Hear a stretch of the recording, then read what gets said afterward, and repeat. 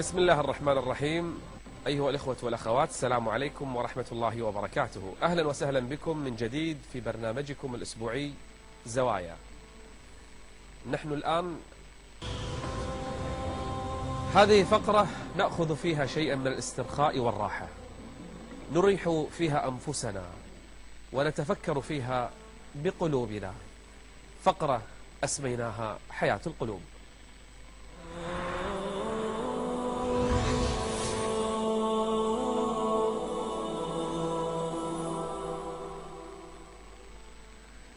خلق الله عز وجل الخلق فميز بعضهم وجعل بعضهم أفضل من بعض، وخلق الله عز وجل الأيام والشهور فميز بعضها، فجعل رمضان لا كغيره من الشهور، وجعل أيام ذي الحجة لا كغيرها من الأيام.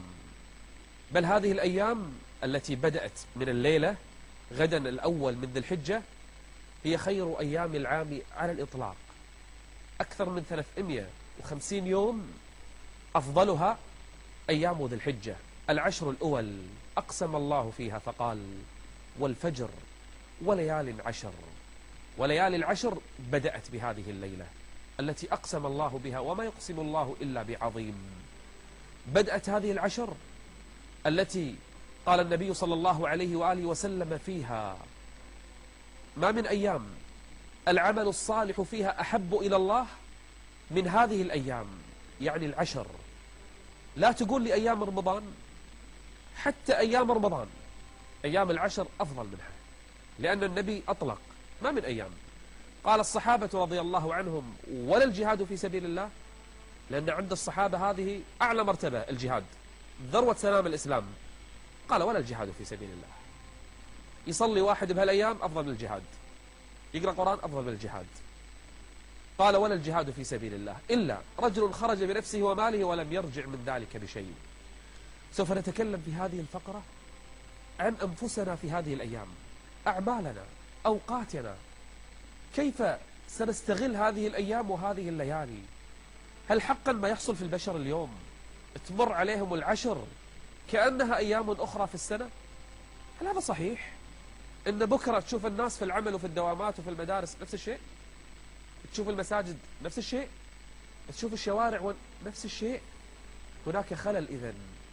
إذا كان الناس ما يستشعرون هذه الأيام، هناك خلل في فهم الناس، وربما نفوسهم لم تستعد لهذه الأيام. خلينا نشوف التقرير، بعدين نبدأ بإذن الله عز وجل، نضع لنا جدول وبرنامج وأولويات، وما الذي نفعله في هذه الأيام وما الذي ندعه. خلينا نشوف التقرير.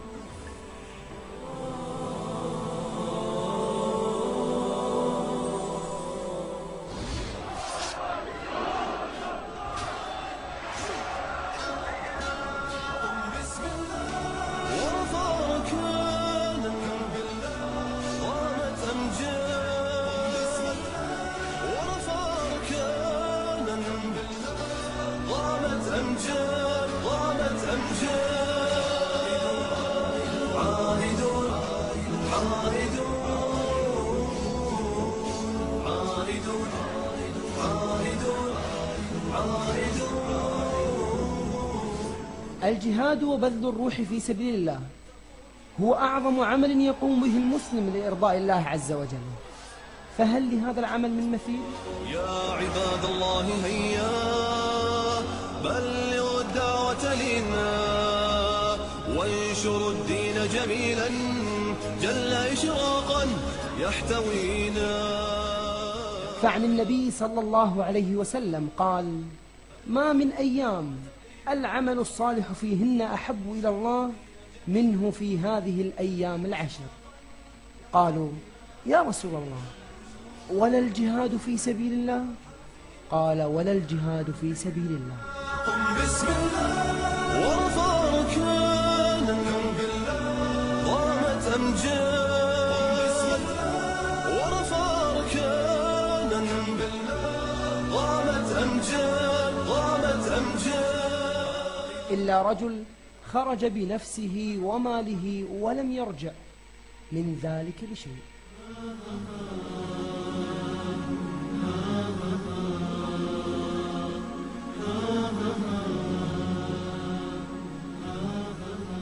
العشر الأوائل من ذي الحجة هي خير أيام السنة، فمن أدرك هذه العشر فهو في نعمة عظيمة من نعم الله عز وجل يقدرها حق قدرها الصالحون المشمرون.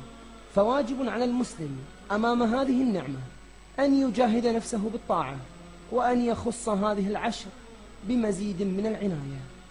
ومن فضل الله عز وجل على عباده كثرة طرق الخيرات وتنوع سبل الطاعات، ومنها الصيام والصلاة وقراءة القرآن والدعاء والصدقة وصلة الأرحام والتكبير والتهليل وذبح الأضاحي لله عز وجل. قال أنس بن مالك: كان يقال في أيام العشر بكل يوم منها 1000 يوم، وبيوم عرفة 10,000 يوم، فهل من مشمر؟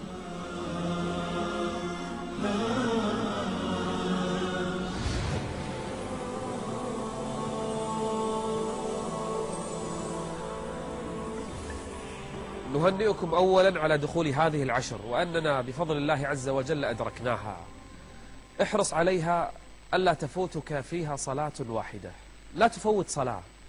ابدأ من الليلة، اعزم الذي لم يصلي العشاء إلى الآن فليصلي. صلاة الفجر صليها في وقتها، الظهر والعصر والمغرب والعشاء. 10 أيام لا تضيع صلاة واحدة فيها بخشوعها وأركانها وواجباتها. وإن كنت ممن وجبت عليهم صلاة الجماعة فأدها في جماعة، وأدرك تكبيرة الإحرام. صل النوافل الرواتب 12 ركعة، صلاة الضحى، صلاة الوتر. صل شيئا من الليل في كل ليلة، لا تنم إلا ببضع ركعات.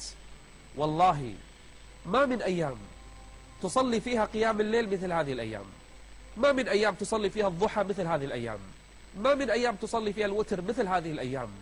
احرص على الصلاة واجباتها وسننها. 2، ما رأيك أن تصوم 9 كلها؟ شوف، ما قلت العشر، لأن اليوم العاشر يوم العيد ينهى عن الصيام فيه. ما رأيك أن تصوم 9 إن لم تكن حاجا؟ فإن كنت حاجا جاز لك 8، فإن صمت 9 كلها فإن هذه من الأعمال العظيمة. ومن صام يوما في سبيل الله بعد الله بينه وبين النار 70 خريفا. وهذه الأيام النهار فيها قصير والجو جميل، وما يشعر الإنسان ربما فينا لا بجوع ولا عطش. صيام هذه الأيام لا كغيرها من الأيام، فاحرص على الصوم فإنه لا مثل له. ما رأيك هذه الأيام أن تكثر من الصدقات، تذهب كل يوم إلى فقير أو إلى صندوق للزكاة والصدقات، أو تعمل بعض المشاريع الخيرية في هذه الأيام. من كان عنده نية يحفر بئر لله فليحفر هذه الأيام، من كان عنده نية أن يبني مسجدا فليفعل، أن يكفل يتيما فليفعل. كل نيتك في عمل الخير اجعلها في هذه الأيام، لأنها الأجور تتضاعف. حسنة هذه الأيام لا كغيرها من الحسنات. وأعظم الصدقات في اليوم العاشر أن تنحر لله عز وجل الأضحية، أن تقدمها لله يوم العيد وبعدها 3 أيام. إن فعلت هذا الفعل فإنه من أعظم الصدقات عند الله جل وعلا. ومن نوى أن يضحي لله فليمسك من الآن عن شعره وعن ظفره. ومن الأعمال الصالحة التي تقضي فيها وقتك هذه الأيام ذكر الله كما قال عليه الصلاة والسلام: فأكثروا فيهن من التكبير والتحميد والتهليل. أكثر من الذكر والتسبيح والاستغفار. وكلما صار لسانك رطبا بذكر الله كلما ارتفعت الدرجات عند الله. خصوصا هذه الأيام يا جماعة، لسانك لا تشغله بأي شيء، حتى الرسائل اللي يرسلون بعض المسجات والرسائل أو الإيميلات، هذه الأيام غير. هذه الأيام اجعلها في الذكر، ولا ذكر الله أكبر. سبحان الله والحمد لله تملأان ما بين السماء والأرض، وكلمتان خفيفتان على اللسان ثقيلتان في الميزان حبيبتان إلى الرحمن. سبحان الله وبحمده سبحان الله العظيم. احرص يا أخي الحبيب على قراءة القرآن هذه الأيام. ترى سهل، تختم القرآن 10 أيام والله سهل، كل يوم 3 أجزاء ولا شيء. واللي لم يحج هذه السنة فليحرص على أن يصوم يوم عرفة فإنه من صام يوم عرفة كفر الله عنه سنتين، سنة ماضية وسنة مقبلة. أرأيتم إلى الأجور، إلى الخيرات، بر الوالدين، عيادة المرضى، اتباع الجنازة، صلة الأرحام، الكلمة الطيبة، أي عمل صالح في هذه الأيام لا تبخل على نفسك فيها.